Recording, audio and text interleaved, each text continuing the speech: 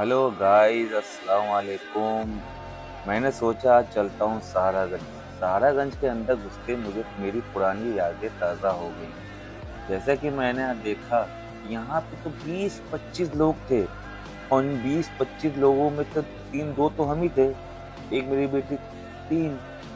और ये वो बालकनी है जहाँ पे दुनिया के सारे सिटियाबाज खड़े हुआ करते थे। आज ये पूरा खाली पड़ा हुआ है। बहुत दुख की बात है यार। ये वही सहारागंज है जहाँ पे अंदर एंट्री करने के लिए हम लोग को लाइन में लगना पड़ता था। फैमिली के साथ जाने देते थे यार।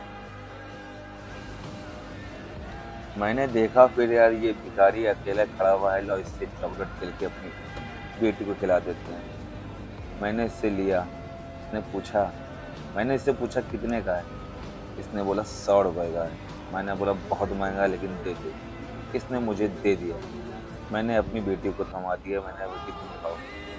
इसकी शक्ल देख के लग रहा था काफी भूखमरी से जी रहा है। फिर मैंने सोचा कि लाओ अपनी बेटी को खिलाते, लेकिन मुझे क्या पता था मेरी बेटी भूखी से ज्यादा मेरी बीवी बहुत भूखी है।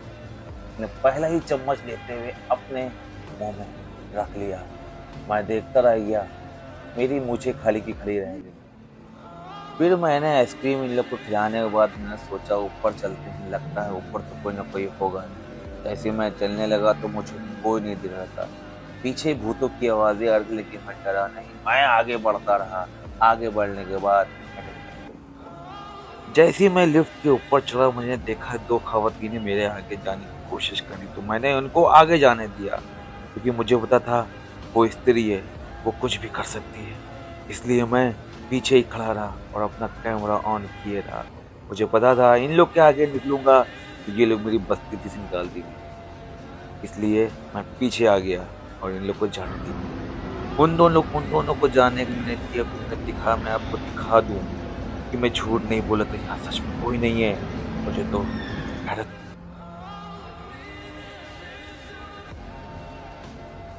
फिर मुझे याद आया कि मैंने नीचे से तो ऊपर दिखा दिया, अब मुझे ऊपर से नीचे दिखाने की बारी थी।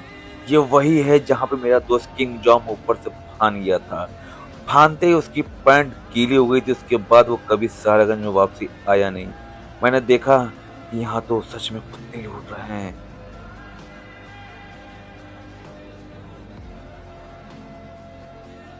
के बाद मैं सीधे चलता रहा। चलते चलते मैं चारों तरफ निगाह फिरा ही रहा था, तो मुझे याद आया, चलो ऊपर।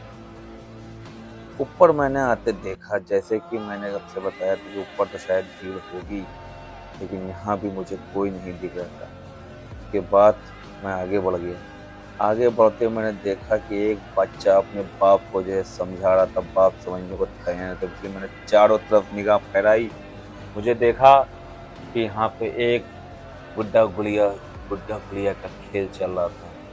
चार लोग बैठे थे। उसके बाद मैं आगे बढ़ा। आगे बढ़ते बढ़ते मैंने देखा एक टेबल खाली पड़ी, एक क्या ज्यादातर तो यहाँ पर खाली पड़ी थी। मैं आगे बढ़ने को लगा।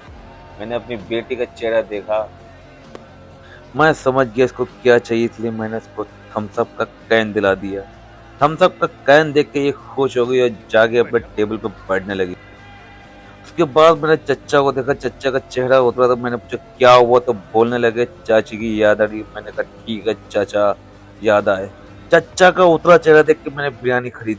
बिरयानी लेके चच्चा से मैं जैसे आगे बढ़ा, मैं लेके जा रहा था बिरयानी। बिरयानी देखो, चच्चा ने मुझे 150 रुपए की इतनी सी बिरयानी बिरयानी तो मैं लेके आ गया। मेरी बीवी कढ़ाई पनीर ले आई। मैंने पूछा क्यों ले, कहने लगा उन लोग का चेहरे उतरे हुए थे। मैंने कहा कोई बात नहीं, उधर बैठो जाके। मैंने कहा इतना खर्चा हो गया, चलो आइसक्रीम भी खा लेते हैं। मेरी लड़की ने कहा मैं भी खाऊंगा। मैंने कहा ठीक है बेटी, तू भी खा। उसके बाद हम दोनों मिलकर आइसक्रीम खाने लगे। मेरी बीवी कहने लगी मैं कॉफी पीऊंगी। मैंने कहा ठीक है, वो भी पी ले। मेरी बीवी लाइन में लग के कॉफी लेके आ रही थी, जैसे कि बहुत लंबी लाइन हो, जो कि वहां पर कोई नहीं था। कॉफी देख के मेरी बीवी की आंखों में चमक आ गई थी। वो इधर उधर देख के कॉफी को पीने लगी। मुझसे कहने लगी कॉफी पियोगे। मैंने कहा आइसक्रीम खाते हुए कौन कॉफी पीता है, चल पगली तू पी। कॉफी को देख के मेरे मुंह में पानी आ गया, तो मैंने पानी पीने के बाद मैंने अपनी आइसक्रीम पे फोकस रखा और उससे कहा तू कॉफी पी। कॉफी के चटकारे लेते हुए मेरी बीवी ये सोचने लगी क्या होगा इस मॉल का। मैंने कहा कुछ नहीं।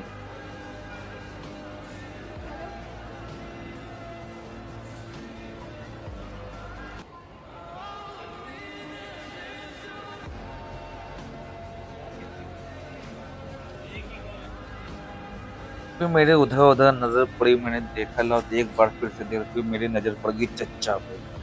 चच्चा को मैंने देखा, वो सब कुछ चूतिया बना रहा, जैसे उन्हें थोड़ी देर पहले मुझे चूतिया बनाया था, लेकिन ये लोग चूतिया नहीं बने, ये लोग आगे चले गए।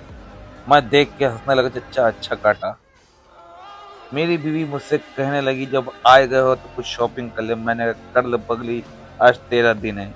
वो देखने लगी इधर-उधर चीज़ें, मुझे पता था ये कुछ नहीं लेगी, और वैसे ही किया इसने। उसके बाद मुझे ये औरत मिली, ये औरत मुझसे कहने लगी, फ्रूट हीरो, हीरो फ्रूट।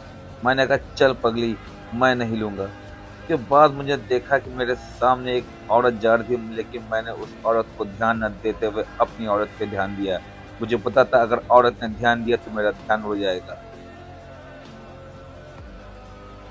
उसके बाद ये पैंट को खगालने लगी, मैं समझ गई ये पैंट कोई लेगी नहीं, सिर्फ इस्त्री खराब करेगी। पैंट को खराब करने के बाद ये आगे बढ़ गई, मैं समझ गया जितनी भी कुछ नहीं लेगी ये। जैसा कि मैंने कहा था मेरी बीवी कुछ नहीं लेगी, तो उसने वैसे ही किया, कुछ नहीं लिया। मेरी इतनी बात मानती है कि वो सीधा खाली हाथ चल पड़ी। मुझे देखने से पहले गेट बंद हो गए, तो मैं गेट की तरफ बढ़ पड़ा, डरा नहीं। मुझे पता था मेरे पास जाते ही ये थरथरा के गेट खुल जाएँगे, और वैसे ही हुआ। आगे बढ़ने से मुझे देखा कि याद आया कि 15 अगस्त आने वाला है। मैं चलो 15 अगस्त आ गया, अब यहाँ पे वीडियो बना लेता हूँ। वीडियो बनाने के बाद मैं आपको दिखा सकता हूँ कि मैंने भी 15 अगस्त मनाया, कि जैसे कि हर लोग करते हैं। मैं यहाँ रुक गया, मैंने अपनी लड़की को खड़ा किया और कहा सैल्यूट करो, उसने सैल्यूट किया, मेरा दिल बागबान हो गया। अमिताभ की याद आ गई, फिर मुझे याद आया 15 अगस्त है, मैं 15 अगस्त को जय हिंद मनाऊंगा, जय हिंद, जय भारत।